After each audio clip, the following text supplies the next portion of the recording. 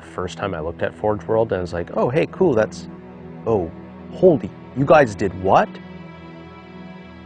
There's just way too much. You can't keep it all in your head at once. It was so beyond our production capability. We were just like, that's crazy. We can't do that. I couldn't stop the artist who started creating it.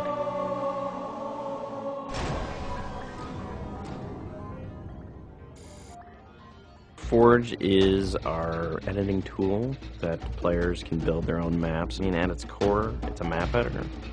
We always had this vision right from the get-go, which is anyone can build anything. Giving the fans the tools, they can take it and run with it and make it their own.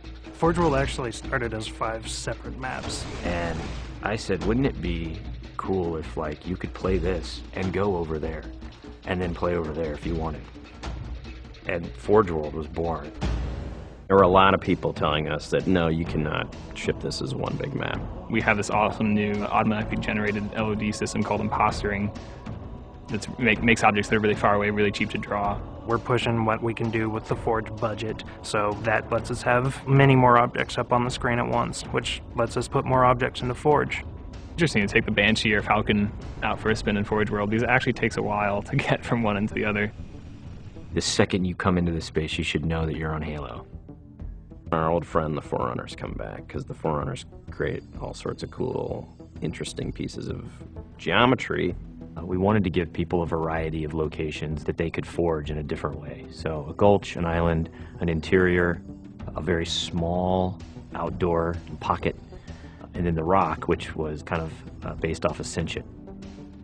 Let's use a lot of interesting parts in it so that people can manipulate it or we can change it. Why don't we bring back Blood Gulch and carve it all up into pieces so that people can start manipulating it in interesting ways. And then Sanctuary was the other one.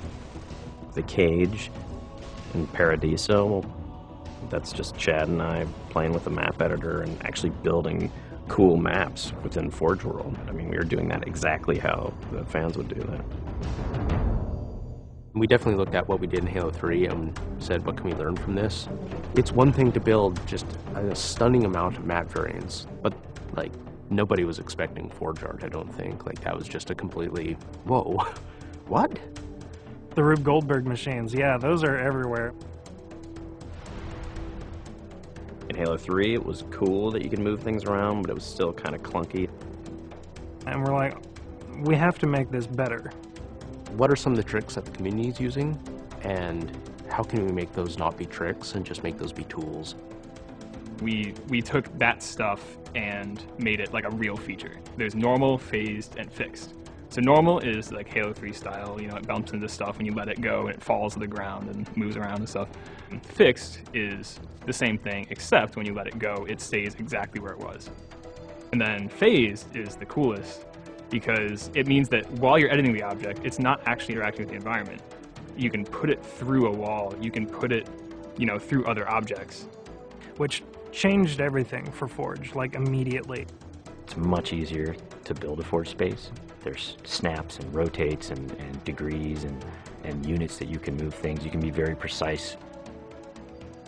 The camera controls, it's actually really good for object placement because like little touches on the stick don't translate into really sudden jumpy movements. And then we also have a fine editing mode. You click the stick in and then your camera starts moving very slowly. You're not spending like 3 hours trying to get one block to line up directly to 3 other blocks. You can select individual objects and say, get rid of all the objects of this type. So if you're trying to get rid of all the spawn points on a map because you want to go and replace all the spawn points, you can do that. You can do custom colors. You can take these Forge pieces and say, hey, that's blue. So the blue base can truly look like the blue base. Reach's expanded sandbox includes new things like, you know, jetpacks. And if people want to build some sort of 3D map and really make use of the jetpack, they can do that now. Custom game options and Forge go together like peanut butter and jelly. You're able to do things with game types that people might not even expect. My favorite example is King of the Hill, where the warthog is the hill. I'm super excited to see what people do with it when it goes out, because there's so much crazy stuff in there that's amazing. We are shipping maps on the disc that we made in Forge ourselves. So The tools are there. If you have the time and the talent, you can make it. The community is just going to outstrip us and spank us.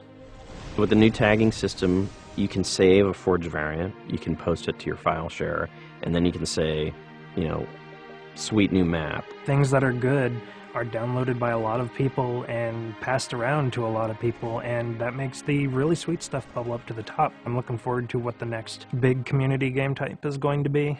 We realized that Reach was our swan song to Halo, and what better way to do that than to let people do what we've been doing all along, which is creating new cool maps. It's nice to go out with a bang, and this is a pretty big one.